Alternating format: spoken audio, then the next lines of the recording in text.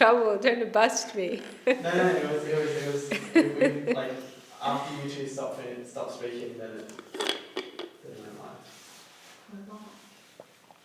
live. Okay. So we are, after some days of discussing, remembering our Guru Day, now we are coming back to affectionate guidance. And we have reached chapter 13, the plane of dedication. Devotee, Maharaj, could you explain the significance of the worship of Nrsimhadev in the Gaudiya Vaishnava Sampradaya? Srila Govinda Maharaj, Nrsimhadev is described as Bhakti Vigna Vinasham. He is the killer of all the obstacles on the path of devotion. If the devotees make their obeisance to Nrsimhadev and he is happy with them, then he will remove all the obstacles to their devotional life. The service of Nrsimhadev is in Shantaras, and although the Gaudiya Vaishnavas are praying to other forms of the Lord, such as Ram, Nrsimha, Vaman, etc., their only prayer is, make me perfect for the worship of Sri Krishna. This is the line of the Gaudiya Vaishnavas. They are not exclusive worshippers of any other incarnations of Lord Krishna. They exclusively worship Krishna, and more explicitly, only that Krishna who is worshipped by Srimati Radharani, who receives the service of Radharani and who has so much love for Radharani. That is the Krishna worshipped by the Gaudiya Vaishnavas.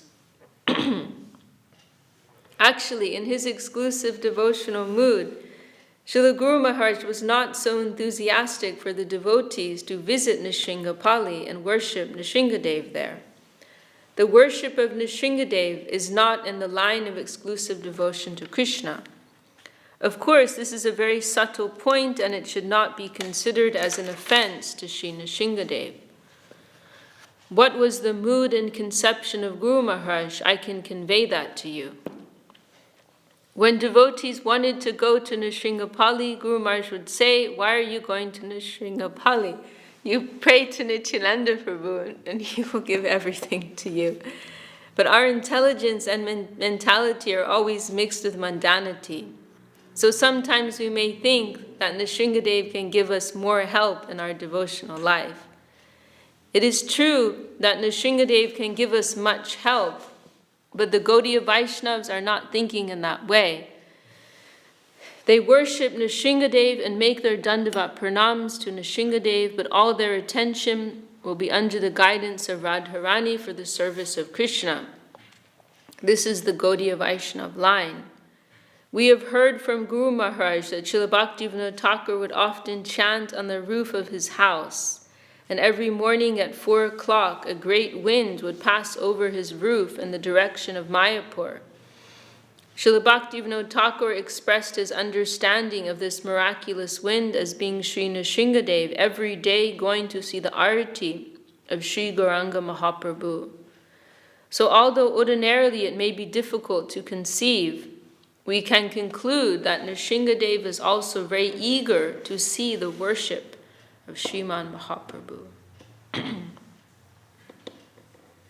Your father may be a very big, rich, and famous man, and another's father may also be a very big, rich, and famous man. You may have much wealth, and I may be poor, but I am steadfastly devoted to my father, even though my father may be poor, may not be important, or may not be famous. That is the mood of the Gaudiya Vaishnavas. They do not care to know who is very big and who is very small. They only know their own Guru and their own path of life, Jai. In this way they are proceeding under the guidance of Sri Guru in the Rupanuga line, worshipping Nityananda Prabhu and Mahaprabhu, who is non-different from Radha Krishna. Their life's goal is shown by Rupa Goswami Prabhu, that under the guidance of Lalita Devi, we will give service to Radha Krishna, and our supreme guardian is Srimati Radharani. This is the exclusive mood of the Gaudiya Vaishnavas. In the Nrsiṅgapali, you will see there are many people searching after mundane wealth. They are making puja to Nrsingadev, binding a stone to the tree and praying, I need this, I want that. Somebody is asking Nrsingadev, please give me a child. Another is asking, give me some wealth. Another, cure me or my son from this disease. And they are hanging a stone, and after getting their desired result, they remove their stone and offer some puja to Nrsingadev. In this way, this mundane worship is being conducted in Nrsiṅgapali. Sometimes our devotees, if they are very fickle and cannot understand, they think, I would like to do some worship to Nrsingadev. And when they see this, they will also tie their rock to the tree and pray for something. Previously, the devotees visiting our mat might sometimes furtively go to Nrsiṅgapali and they would say, don't tell Govinda Maharaj, because they knew that I would give report to Guru Maharaj and he may not be pleased. Actually, this is how I was raised. I am trained by Guru Maharaj for the exclusive devotion to Radha Krishna, and I've not heard anything other than this conception from the first to the last time I heard from Srila Guru Maharaj. I have grown up with that conception, and I cannot compromise, but still I am compromising. Somewhat unhappily I am compromising, because I see that if I don't compromise with others, then they may leave the sampradaya of Guru Maharaj. But the mood of Guru Maharaj was always exclusive devotion to the service of Radharani under the guidance of Lalita Devi. That is the mood of Guru Maharaj, and he cannot tolerate anything without this. Before 1980, there were only a few devotees living in Guru Maharaj's mission, and those devotees were also not so qualified, but they were very affectionate and very attached to Guru Maharaj's lotus feet. And due to that attachment and affection, they were following his orders. They did not know much Siddhanta, but whatever order was coming from Guru Maharaj, they would follow that. They only knew service, and they were very happy with that service.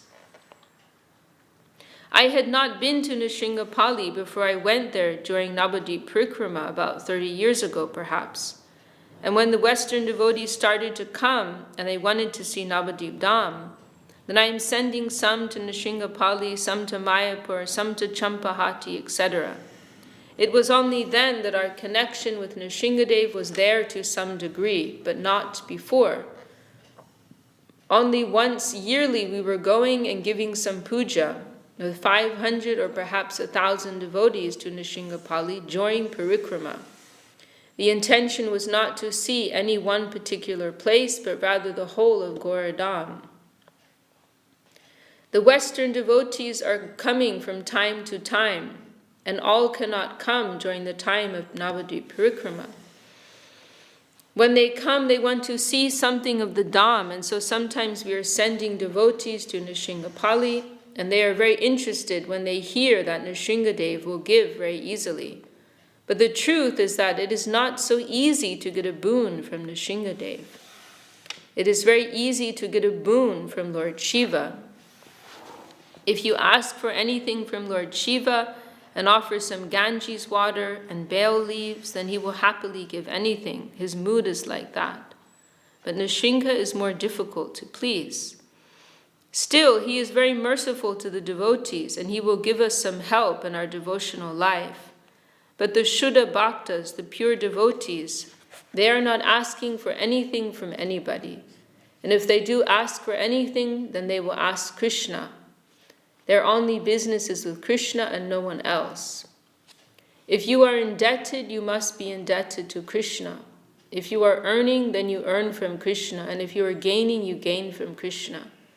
Their only transaction is with Krishna, and this is the nature of the pure devotees. There are many perspectives to the Absolute. What can I say? Srila Vyasadeva has composed 18 separate Puranas, the Mahabharata, Vedanta Darshan, and so many other scriptures he has compiled for our adhikar. Adhikar means one's position in devotion, and Vyasadeva wants to bring us all to the line of Krishna Bhakti. He is trying to elevate all jivas from every position of life, and for that reason he has compiled so many different scriptures. And if we meditate on this, we will realize that it is necessary to give a chance to others to move towards Krishna. If we are to rigidly exclude the validity of anything but our own way, then others will not be able to proceed happily. There are many levels of development. This is what we've been discussing this afternoon. Could you say that There are many perspectives to the Absolute. What can I say? Srila Vyasadeva has composed 18 separate Puranas, the Mahabharata, Vedanta Darshan, and so many other scriptures he has compiled for our adhikar. So Gurudev, he's like laying out like what is our exclusive line? What is the exclusive line that Srila Sridhar Maharaj followed, that we follow in the Rupanuga line?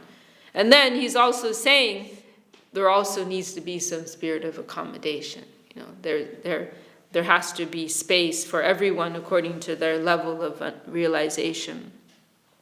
Adhikar means, so Vyasadeva composed so many different scriptures for that purpose, so that everyone could get on the ladder at whatever point they were at. So Adhikar means one's position in devotion, and Vyasadeva wants to bring us all to the line of Krishna Bhakti. He is trying to elevate all jivas from every position of life, and for that reason he has compiled so many different scriptures. And if we meditate on this, we will realize that it is necessary to give a chance to others to move towards Krishna. If we are to rigidly exclude the validity of anything but our own way, then others will not be able to proceed happily. There are many levels of development. We are making many varieties of prasadam because we are not easily satisfied with only one. So similarly, there are many varieties of devotion, and we must accommodate that to give a chance to others. But for one who has exclusive devotion for Sri Sri Radha Krishna, they cannot happily compromise. So this question, we were just discussing with Veera Chandraprabhu, there's no right or wrong answer. He's saying that, if we want to accommodate others of a lower realization, then we have to compromise. But for one who has exclusive devotion, they do not like to compromise. It's very difficult to compromise. I think there's like a dignified way to do it. Like, you don't have to jump. No, of course. And Gurudev was the example of that.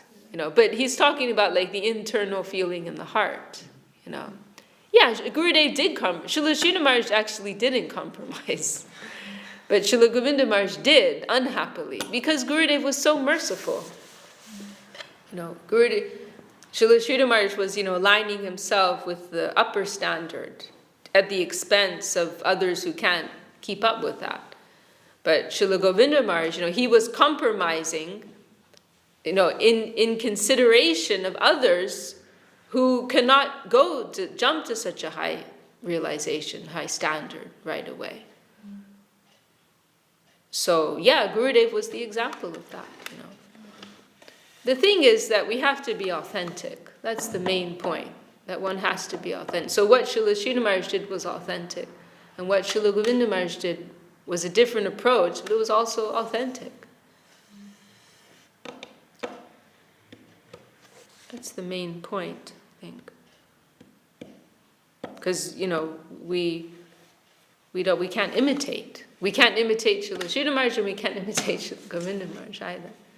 We can be accommodated by Srila Govinda Maharaj, and we can try to follow him. But we can't imitate him. If you say that you are a follower of the Gaudiya Vaishnava line, then you are immediately separated from all other devotional moods. The Gaudiya Vaishnavas are a class of Vaishnava that only need the mercy of Srimati Radharani and nothing else. This final conclusion has been given to us by Srila Raghunath Das Goswami and Srila Rupa Goswami. Das Goswami says, Ashabarer mita sindhu mayai katanchit kalo mayati gamita kila sampratamhi tvam chet kripam mayi vidasasi naiva kimme praner rajena cha vadaru bakarinapi. This is my only hope, O Radha, that one day you will bestow your mercy upon my head, and for that I am waiting so long. Now I am over 80, and I cannot tolerate it any more. Please bestow your mercy upon me. I am waiting on the banks of Sri Radha Kund for your mercy alone. Without your mercy, I do not even want the mercy of Krishna. This is his expression, and this is the line of the Gaudiya Vaishnavas. They do not want the mercy of that Krishna who is not in the association of Radharani. Exclusive devotion of the Gaudiya Vaishnavas is shown in the line of Rupa Goswami. That is the supreme goal of life, the service of Radharani under the guardianship of her associates. Rupa Goswami has written, Virachaya mayi dandam dina ban. This is the verse about the chatak bird. You know about the chatak bird, right? Virachaya mayi dandam dina bando dayam va gatir ihana bhavata kachid anya mamasti nipata tu shatu kotir nirbaram va navam vas tadapi kila payodas duyate chatakena. I need one drop of water from the sky, but if it will not come, then I have nothing to do but to wait for that rain. And that will be my only sustenance. That is your mercy.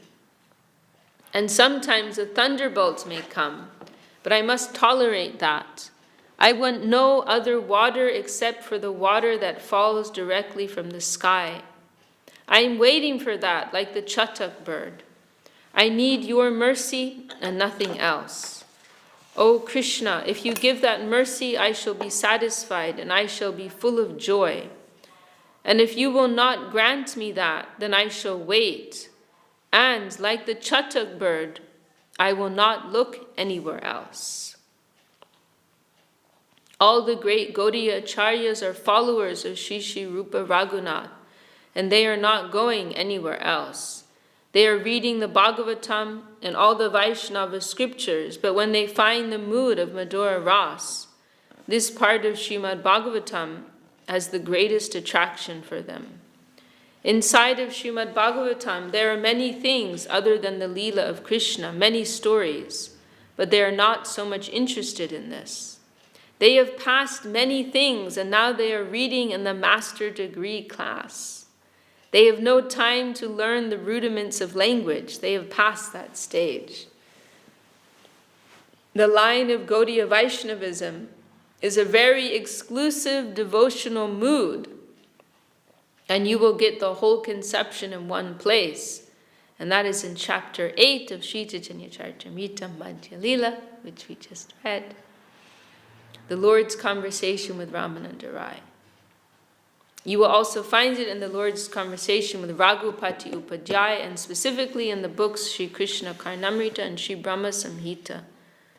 Venum kwanantam aravinda dalaya taksham barhavatam samasitam buddha sundarangam kandarpa koti kamaniya vishesha shobham govinda madi purusham tamaham bhajami. Always playing the flute, his eyes like blooming lotus petals, his head adorned with a peacock feather, his beautiful form the hue of a blue cloud, with the unique beauty that charms millions of cupids. The primeval Lord Govinda do I adore. All the explanations are going to show Krishna. Once in Puri, Vallabha Bhatta approached Mahaprabhu and said, "You are preaching Krishna Nam, and I have given many explanations of the name of Krishna. You please hear that." And Mahaprabhu said, "No, I do not like to hear that. I cannot tolerate hearing many explanations of the name of Krishna. Only that he is Shama Sundar and that he is Jashoda Nandan, the son of Mother Jashoda. That is sufficient for me, and nothing more do we want to hear from anybody. That is the expression of Mahaprabhu. Prabhu ko he Krishna namer Bhagavarta namani Shama Sundar Jashodanandane Matra Jani. We want to hear that he is Shama Sundar and that he is Jashodananda, and this is his identity. Mahaprabhu asked Raghupati Upadhyay, what is the most beautiful form of Krishna? And Upadhyay said, Shamam eva param rupam. Shama Sundar is the topmost. And what is the supreme land? Upadhyay replied, Puri Madhu Puri Vada, the transcendental land of Mathura where there is Vrindavan. And what is the best age of the Lord? He said, Vaya Kaishora Kam Jayam. From 13 to 15, that age is the best. What is the supreme rasa for the satisfaction of the Lord? And he said, Adya eva paro rasa, the supermost rasa is conjugal love. Then Mahaprabhu happily said, today I have learnt a new shloka from you. Chamam eva param rupam, puri madhu puri vada, vaya kaishora kam jayam, adya eva paro rasa. Mahaprabhu's conception is very simple, but we are making it complicated in so many ways because we are tainted with a kind of uncleanliness. Mahaprabhu has given within his Shikshashtakam a shloka about Harinam Sankirtan, and I think this is sufficient for us. What could we need more than this? Cheto darpanam arjanam bhavamaha davagni nirvapanam Shreya Kairava Chandrikavi Taranam Vidyavadu Jivanam Anandam Buddhi Vardanam Pratiparam Purnam Rita Svadanam Sarvatma Snapanam Param Vijayate Shri Krishna Sankirtanam. Cheto Darpana Marjanam, that is the full, clean position of the jiva. The mind, the consciousness is being fully cleansed by the performance of Nam Sankirtan. But cleanliness, purity on its own is not sufficient. When you are cleaning something, all the dirt that will come out as a result, you will have to do something with that.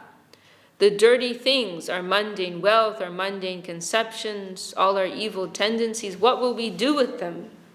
Bhavamahadavagni nirvapanam. You make a fire there, and that fire of Nam Sankirtan will burn all those things to ashes. First you will clean your house, and then you will burn all the filth accumulated there. So beautiful, so powerful, Gurudev's words.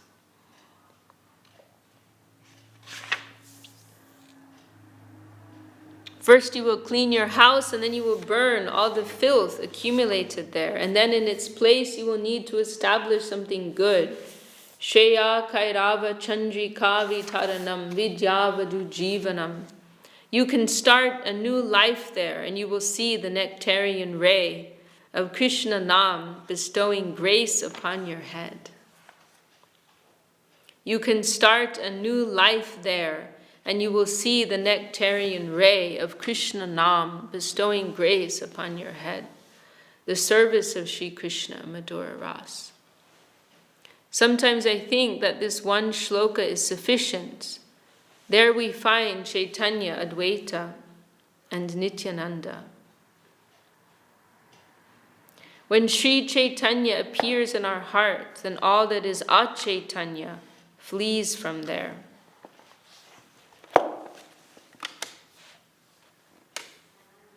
Because this is a very profound explanation that Gurudev gives here. Because Chaitan means consciousness. So when Lord Chaitanya appears in your heart, then everything that is achaitanya, that is not conscious, that is pertaining to this mortal world, that has to go.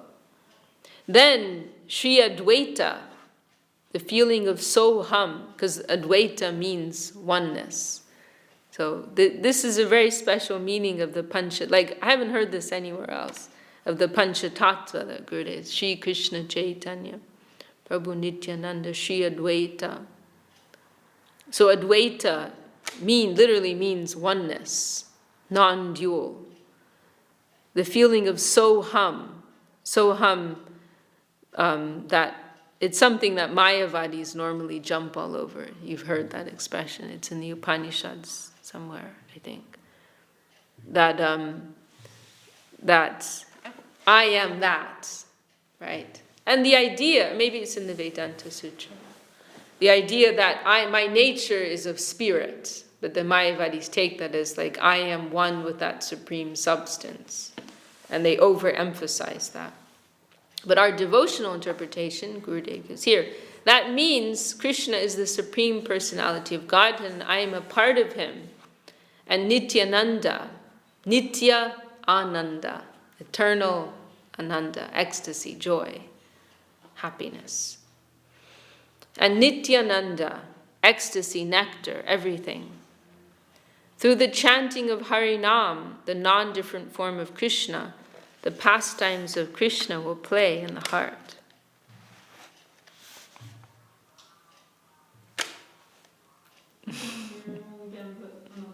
No, I want to hear it again as well.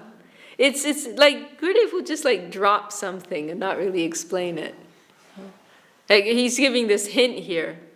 And it's something I always wondered about. Like he only mentions it here and he's never talked about it any other time.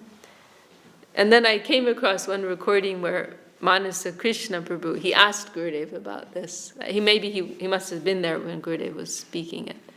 And Gurudev wouldn't answer him. He just like responded in a very like general way, I'm not going to get into this right now. He like evaded the question. When Sri Chaitanya appears in our heart, then all that is achaitanya flees from there. You're understanding that? Because the word Chaitanya means consciousness. This, like, the expression Krishna consciousness, it comes from Krishna Chaitanya. I mean, like the name Krishna Chaitanya, it's like a profound ontological expression. Sri Krishna Chaitanya, this is the name of Mahaprabhu, but it means Krishna consciousness. Because Chaitanya, I'm saying, the Bengalis will say Chaitanya. They don't pronounce the Y. Chaitanya. Nityananda, Chaitanya, Nityananda. So, you're understanding. So Gurudev is saying, when Chaitanya, it's like a play on words. Like when Lord Chaitanya appears in your heart, like when pure consciousness appears in your heart, everything that is non-conscious, that is dead, that is pertaining to this dead mortal plane, it has to leave your heart. You're following now? When Sri Chaitanya appears in our hearts, and all that is achaitanya, the when you put in front of a word, it negates it. Then all that is achaitanya flees from there. Then Sri Advaita, as in Advaita Acharya, but there's also a play on words here. The word Advaita means oneness. So this is like one conception that persons have, Advaita Vad, the conception of oneness, that we are one with the Absolute. So normally it's associated with an impersonal conception, but oneness also has a positive devotional connotation. That I am a part of that, I am a servant of that, and we are one in that sense. So when Sri Chaitanya appears in our heart, then all that is achaitanya flees from there. Then Sri Advaita, the feeling of soham. Soham means I am that. That means Krishna is the Supreme Personality of Godhead and I am a part of him. And Nityananda, again also play on words here, Lord Nityananda, this is the Panchatattva, right? So then Nitya means eternal, Ananda means joy, ecstasy. You're following? I think so. like Gurudev is kind of giving like an ontological explanation of the Panchatattva. and like a conceptual, very conceptual explanation of like what is the Panchatattva. Like what they actually are? Like what they actually are? Well, okay, Nityananda is a person, right? But Nityananda means eternal joy, eternal ecstasy. So Gurudev's talking about it in this very broad sense here. You're following? You can read it over later. Yeah, I have to read this book.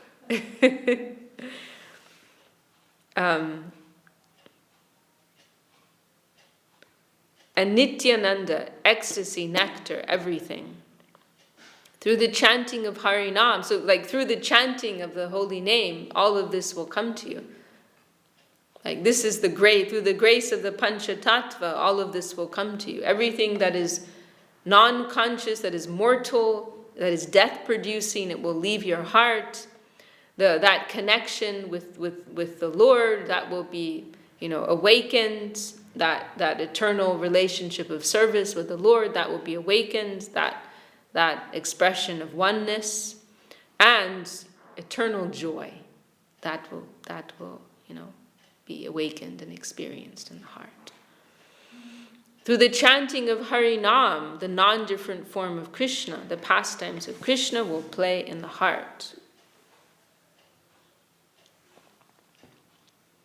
Shreya Kairava Chandrika Vitaranam Vidyavadu Jivanam Anandam Buddhi Vardhanam Pratipadam Purnamrita Svadanam Sarvatma Snapanam Param Vijayate Shri Krishna Sankirtanam. Shikshashtakam is the gist of all shlokas, and in this first shloka we can see that everything is contained there, the living conception of Sri Chaitanya Mahaprabhu. Who has the eyes, he can see. Ajnana timirandasya. This is the main thing that we need. Through love and hankering and through the mercy of Krishna, you can reach the service plane of Krishna. Sorry, what was the word that you said?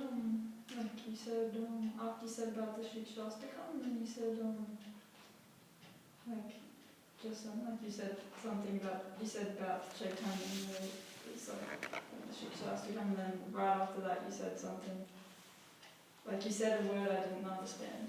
Achaitanya? No, like when you're reading. Should I read this again? Oh, you mean Ajnana Timirandasya? Is that the phrase? Maybe. This, that verse that we sing, that we chant in the morning, Om Ajnana Timirandasya, the prayer to Guru. Oh, okay. So it's referring to the blindness, the blinding darkness of ignorance. Anda means blind. And timira, I think, means darkness. And then agyan means ignorance. Gyan is knowledge, and agyan means non-knowledge or ignorance. So that verse that we're chanting, Om Jnana, that's a good one to learn.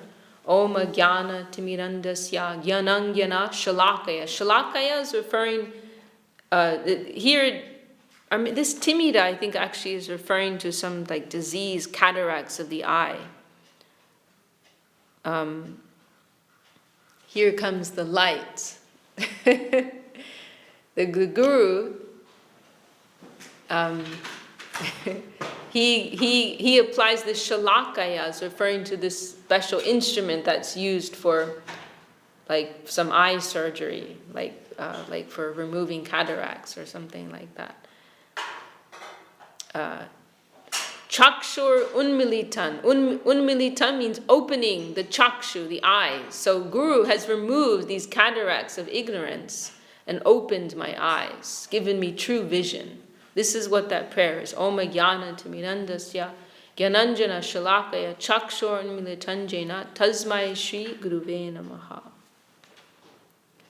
So this is the main thing that we need, Gurudev is saying, to remove this ignorance from our vision. Ajnana Timirandasya. This is the main thing that we need. Yes, sorry, I should have explained that. Through love and hankering and through the mercy of Krishna, you can reach the service plane of Krishna. Oh my God, this is like amazing stuff, man.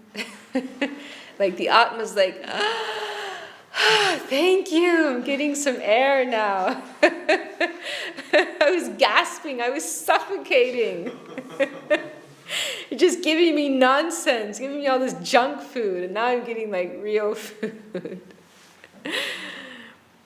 Through love and hankering and through the mercy of Krishna, you can reach the service plane of Krishna. It is hard to leave the plane of exploitation, and the plane of renunciation is very harsh without the mercy of Krishna. But dedication, the plane of reality, can clean us. It can give us a higher, authentic position in the transcendental world. This is the plane of dedication. Wow, it's so nice. So much in this chapter. It's very short, We're supposed to stop now. Ramananda was such a gentleman. We finished the chapter. I just want to... Oh, Ramananda would have really liked that. A really amazing explanation Gurudev gives of the Panchatattva. I'll just read this paragraph again.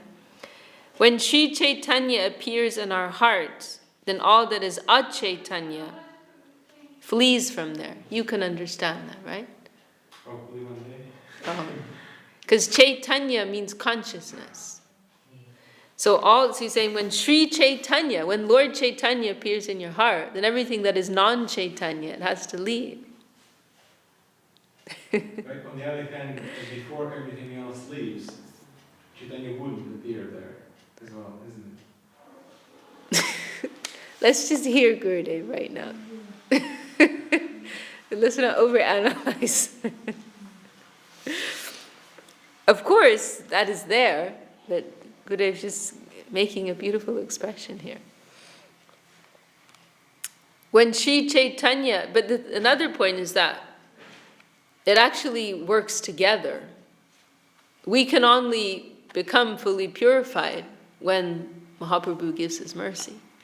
He allows us. It's not that through our own attempts. Anyway, I just wanted to share this paragraph with you. When Sri Chaitanya appears in our hearts, just like when the sun rises, all darkness has to go. When Sri Chaitanya appears in our hearts and all that is achaitanya flees from there, then Sri Advaita, the feeling of Soham, that means Krishna is the Supreme Personality of God and I am a part of Him. And Nityananda, ecstasy, nectar, everything. Amazing. Okay, I just want to read this one phrase.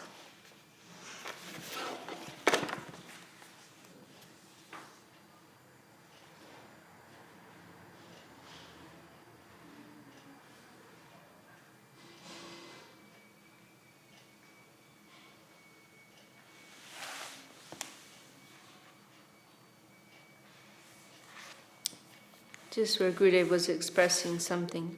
Here we are.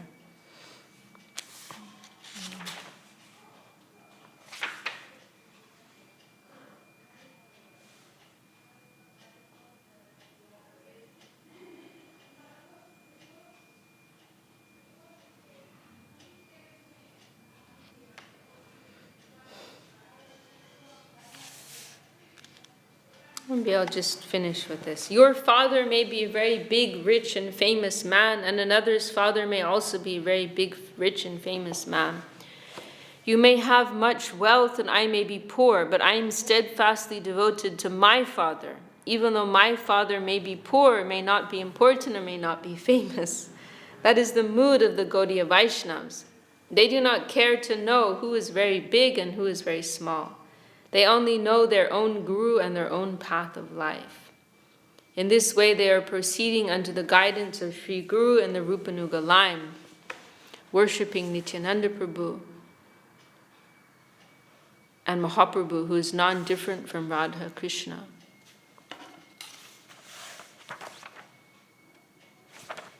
This is how I was raised. I am trained by Guru Maharaj for the exclusive devotion to Radha Krishna. And I have not heard anything other than this conception from Srila Guru Maharaj. I have grown up with that conception and I cannot compromise. But still I am compromising. Just this mood, very deep mood of chastity that Gurudev had.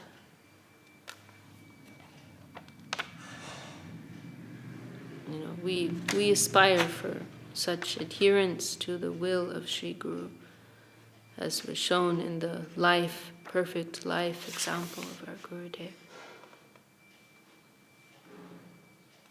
Okay, we'll stop there. Jai Shri Bhakti Sundar Govinda Deva Swami Maharaj Ki Jai. Okay.